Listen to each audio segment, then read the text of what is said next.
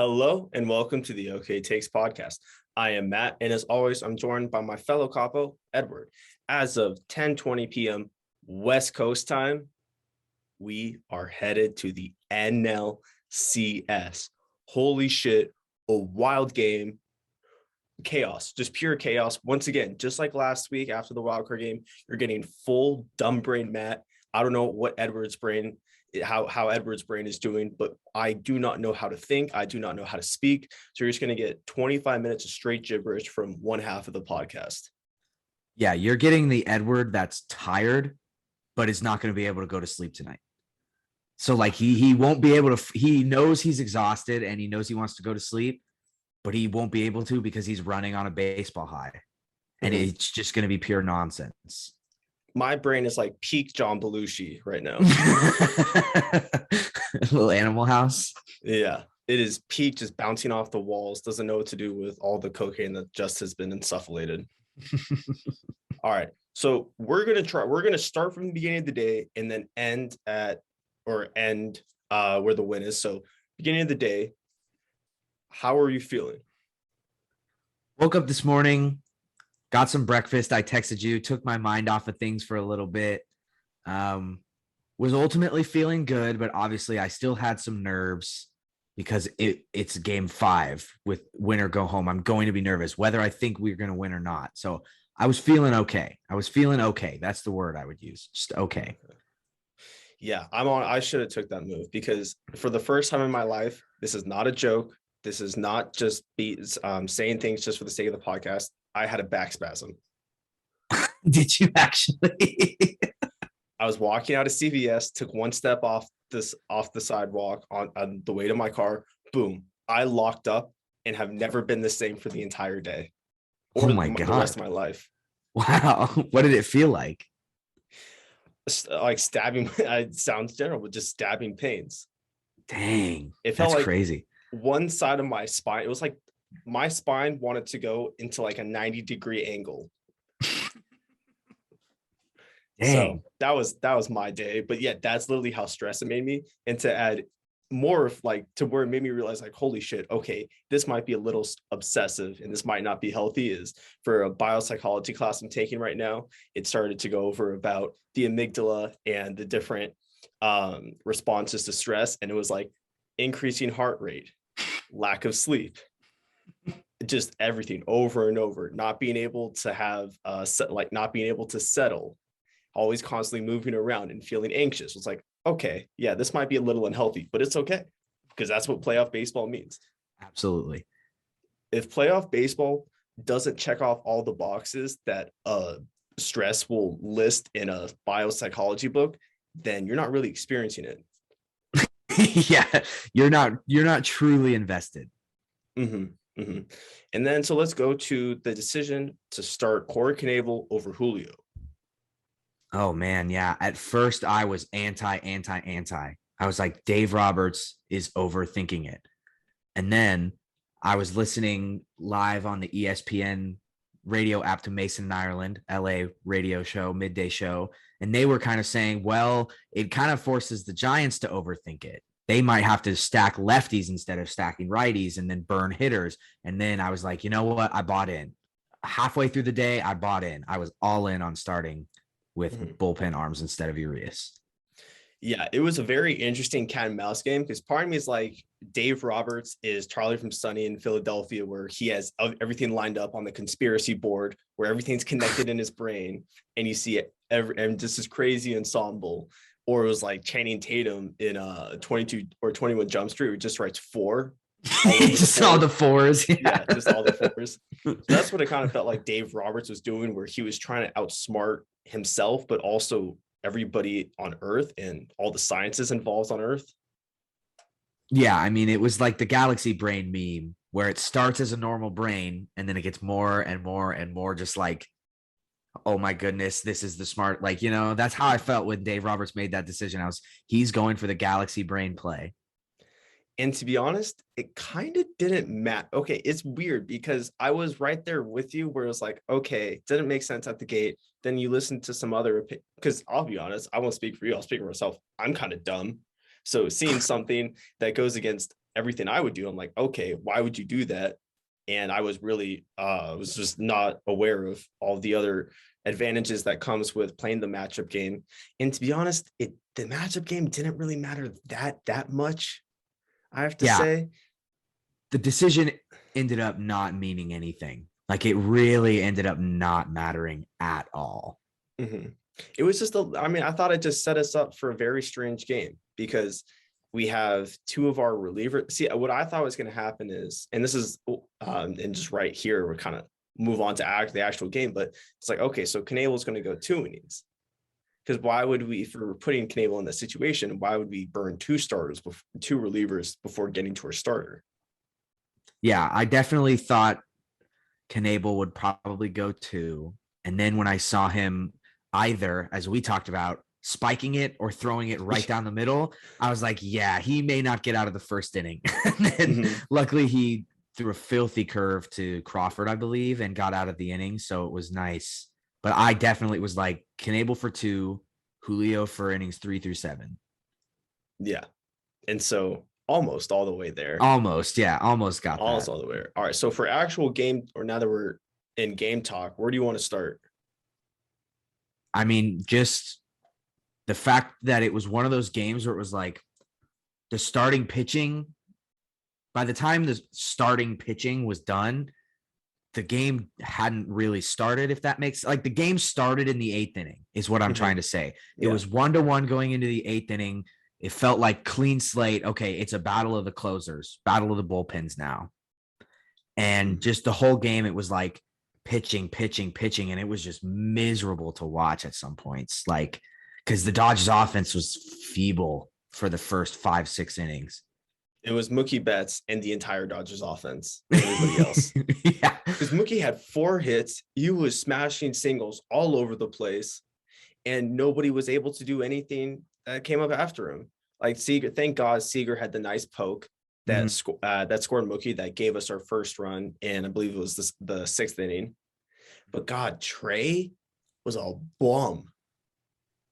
Just unplayable. I like unplay. I swear, if he doesn't find it in the NLCS, I would move him down in the order. Yeah. Yeah. So, I mean, that was a bummer, but who cares? Who cares? Who cares? Once again, everything bad that happened that we should be a little bit worried about, fuck it. Yeah. Don't care. Yeah. All right. And then, so let's go to, I just want to talk about the Darren Ruff bomb. That Darren Ruff bomb had a chance of going to Sacramento.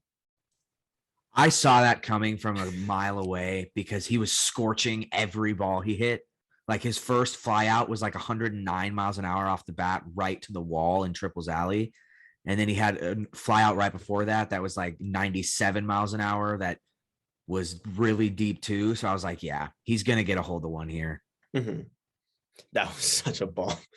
I think they said it was the longest home run of the playoffs. I'm not sure if that was for the NLDS or for the entire playoffs, but holy shit, he hit one in the middle of the net in center field. Yeah, he launched one. And the part that sucked is that there was a little bit of me that as soon as it was hit, I was like, okay, well, this is just going to be a CT3 challenge where you hit a ball that you think is 500 feet, but in reality, it's just going to get caught with the outfielder's back on the wall. I mean, it's like Jeff Passan says, he committed a felony on a baseball. Darren Ruff. Yes. Yeah, assault. Assault. It's the Schefter. Yep. Assault. Yep.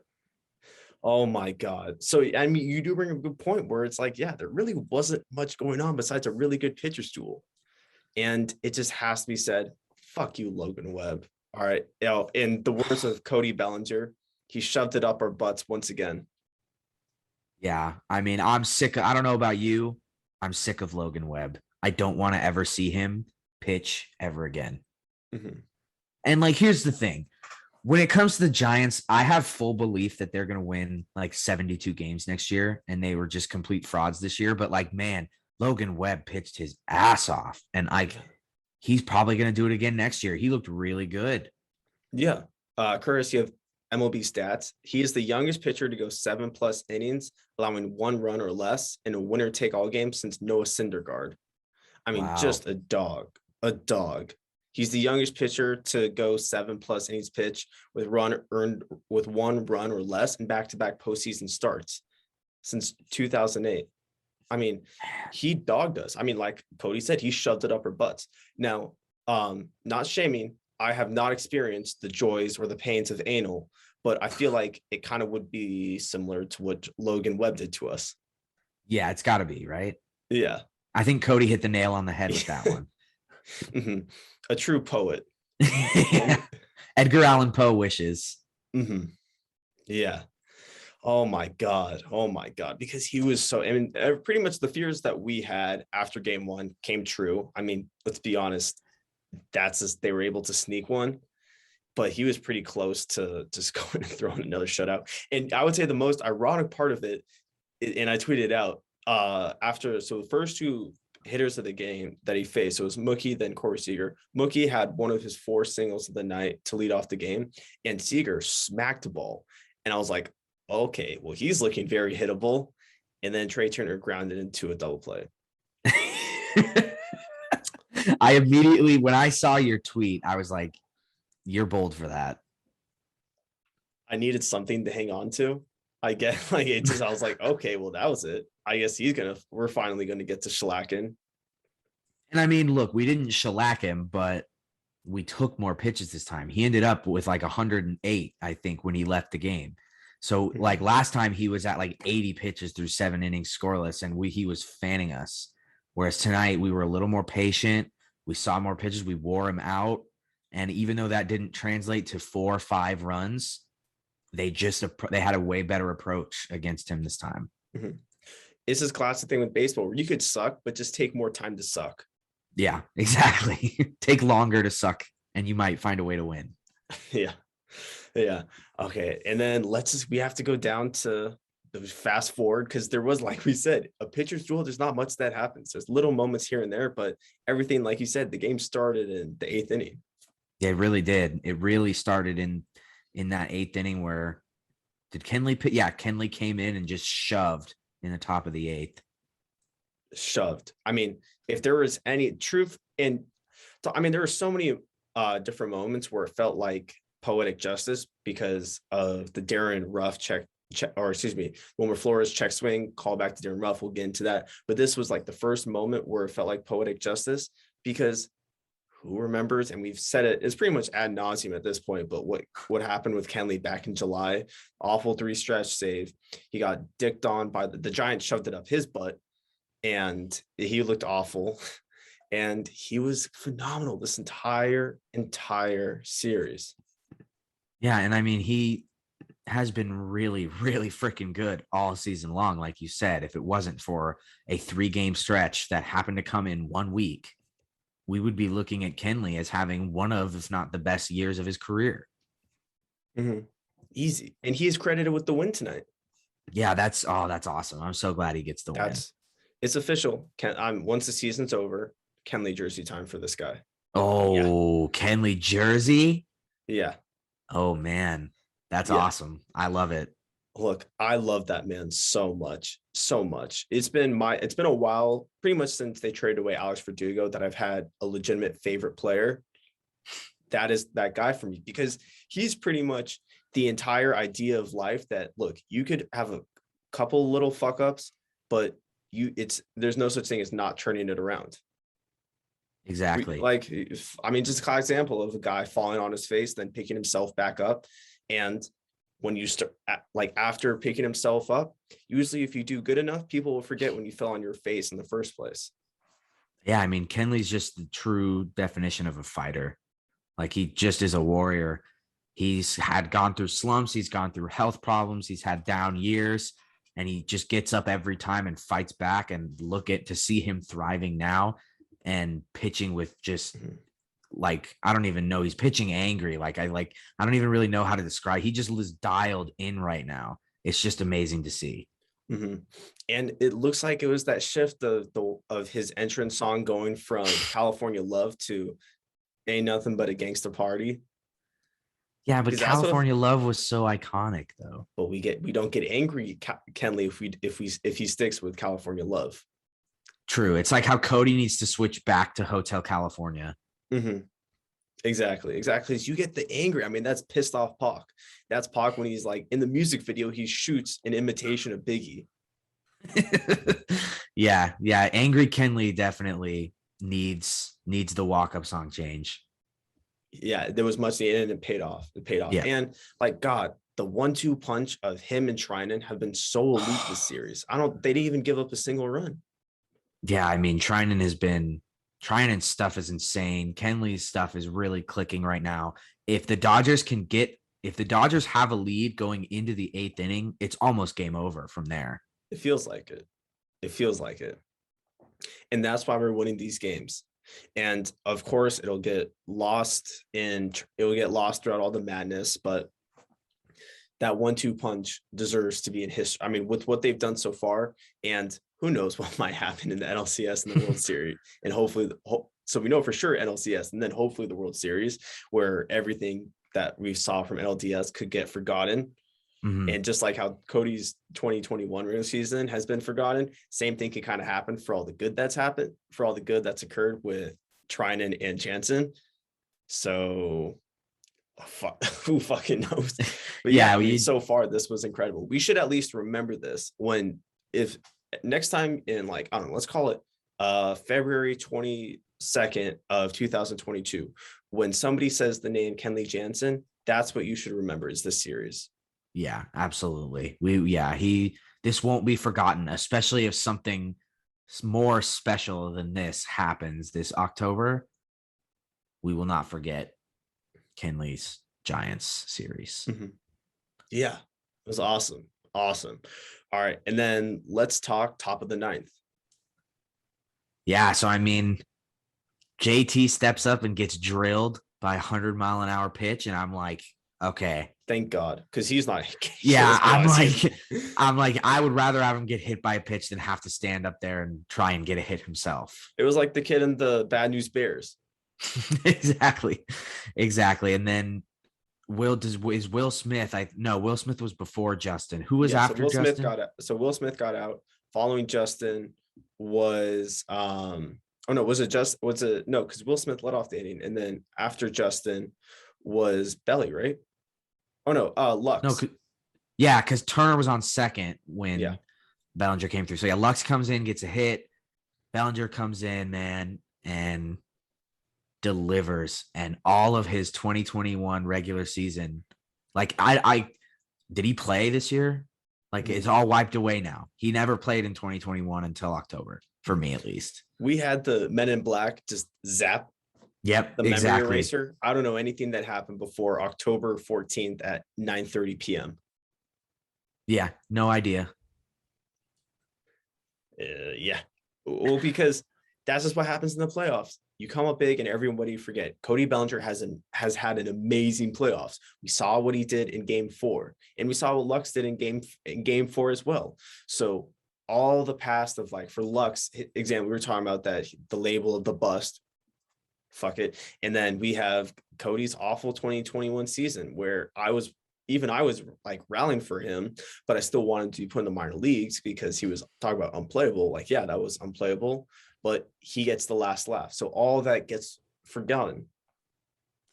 Exactly. It's all forgotten now, and he seems to have found it, and he found it at the right time. Yeah. It was like the Kanye bar when he said, "I'm rewriting history. I don't believe in yesterday." Exactly. Great song. Mm-hmm. So that's where we're at. Like, Cody and Lux rewrote history, and who cares about yesterday? Yep. Yesterday doesn't matter. Mm-hmm. All right. Then we have to go with the decision for Mad Max. Okay. One thing. Can I say one thing about that offensive half of the inning really quick? This is a hot take that Twitter's not going to like. I love the decision to bunt there. I love it. I hate the execution. Love the decision. I love it. And I think Taylor messed up because Flores tipped his hand and moved in. And from that moment, Taylor should have pulled his bat back, and then Bellinger would have been on second, and he wouldn't have even needed to bunt. But I love the idea of at least trying it. And I know the execution was off, but I love the idea to at least try it. When you pull a move like that, you have to be able to when it comes to the end of the night where you're putting your head on your pillow, can you live with that? Yeah, I can live with that. And even if the game didn't go well, even if Scherzer gives up a 2-run home run and we lose 3-2, I can still live with that decision and be like, you know what? It was smart, but it's on CT3 for not executing it. Exactly. Mhm. Yeah, that sucks. I mean, that could have been really big for us, a safety squeeze. You either move Bellinger to second base, so now you have second and third with 2 out. And it didn't matter because Belly advanced anyways on a stolen Yeah. base, but you're setting up second and third with a hitter up to bat, fresh slate. So yeah, that sucked. That sucked. I mean, that couldn't have been any worse of a bunt. I mean, he was purposely trying to get it up. Yeah. I mean, he should have pulled back the minute Flores moved in, Mhm. but it doesn't matter now. We won. Exactly. It doesn't matter. Mhm. Because those little things like that, once again, I don't care. So we know CT, that's just something that CT3, we don't have to worry about. Like, give him the opportunity again. I trust that CT3 knows how to lay a bunt down. Yeah, All right. exactly. So then we have to talk the call of the night and probably the call of the series, the check swing. And like I said before, poetic justice. And I know you have a personal relationship with this. Yeah. So this was back in July. Dodgers Giants. Bases were loaded in a 1-run game. Division was tied that night. We were tied for first place. Darren Ruff comes in, full count, 2 outs. Kenley Jansen's on the mound. Perfect pitch that Ruff swings at, or so we thought. Check down to the first base umpire. He says no swing. Run comes in, and the Giants go on to win that game and win the division by 1 game. That could have been the 1 game that won us the division, because we all know that from the All-Star game forward, the Dodgers and the Giants were about as even record-wise as you could possibly get. So if we had that 1 extra game on them, we probably go on to win the division. So Exactly. to see a check swing call go our way was such a great feeling. It was not a swing. Do I care? No, I do not care. Mm-hmm. And I make the comparison. Now, granted, I don't stand for all the things he argued for, but like with Dave Chappelle in his stand special, where all these people are online are getting so mad and so angry, and Netflix is having their transgender employees walk out, and so it stays all this for his special. All the meanwhile, Dave Chappelle is probably on his couch sitting on 20 million. Like, I don't give a fuck. Exactly. It's like we got helped by the umps for sure, but we won, so I don't care.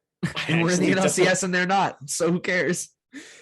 Now, it makes it feel so much better that I get to watch us win and everybody else fail and then cry and pout and throw a tantrum. And guess what? I don't care if it's a tantrum that makes a lot of sense. Nope. Because guess what? We're winning and you're not. You literally have to watch us play baseball. The next time you get to play baseball is on April's Fool's Day. Yeah, that really sucks for them. Imagine that. The next time you get to watch your team play baseball is on April 1st. We get to watch them Saturday. Exactly. And it's like, I know for a fact that if there is a next season, I know with the CBA deal up, there might be a strike and whatnot. Check swings are going to be reviewable the next time there's a season. I promise that check swings are going to be reviewable. And you know what? As funny as it is, and the karma that comes with being a fan and different sport, but with your Saints and the pass interference call from a couple of years ago, just how like now that's a reviewable call. Well, now you're getting it on now it's happening for the Dodgers, or excuse me, now it's happening and the Dodgers were at the helm of it. So it's like you get fucked by it, but then you also get benefited by it. So welcome to being a sports fan. If there are Giants fans that are Saints fans, I feel for you. I have a little bit of sympathy if you're a Giants fan and a Saints fan. That is the only group of people that has been truly persecuted throughout all the years of history. Exactly. I have a soft spot for them. I know what they're going through. Yeah, that would suck. But guess what? I don't care. And now we're heading to our 8th NLCS in the past 10 years. Yeah, I mean, man, what a wild game. I mean, we're back in the NLCS and it took that type of game, it couldn't have gone more perfect. I mean, the Giants and the Dodgers matchup all year long was so even. Mhm. They had one game on us. They beat us 10 times. We beat them 9 times. We outscored them 78-75 in the regular season. But then when it all mattered, we won 3 and they won 2. Exactly. Exactly.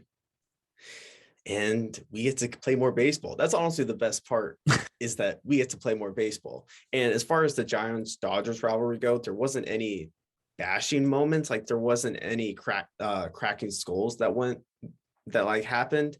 But just knowing that we get to always pull this card of like what happens when we actually meet in the playoffs. Yeah, that is a wonderful card to pull as a fan.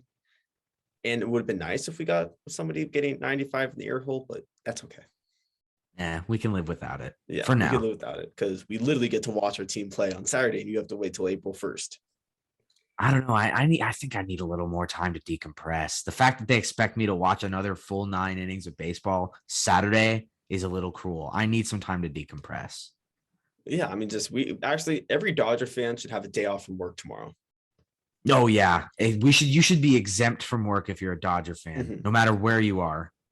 And a paid for spa day. A Like little we need a massage, deep yeah, tissue massage. a little bit of a schwitz. Just a day, man. We just all Dodger fans need a day. Mhm. Yeah, yeah. Awesome game. Holy shit. I don't know how that just happened.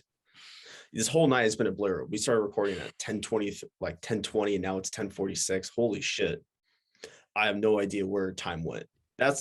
I'm telling you, I just got hit with the memory eraser zap, and then here I am. I have no idea what Exactly. just happened. It was all a blur. Yeah. No idea, man. But it's one of those nights that we're going to look back on and be like, wow. This team is special. This team is special. Yeah. I got a good feeling, man. I got a good feeling. Yeah, yeah. And I hope you guys are having a good feeling about this one as well. I hope you're just as pumped as we were.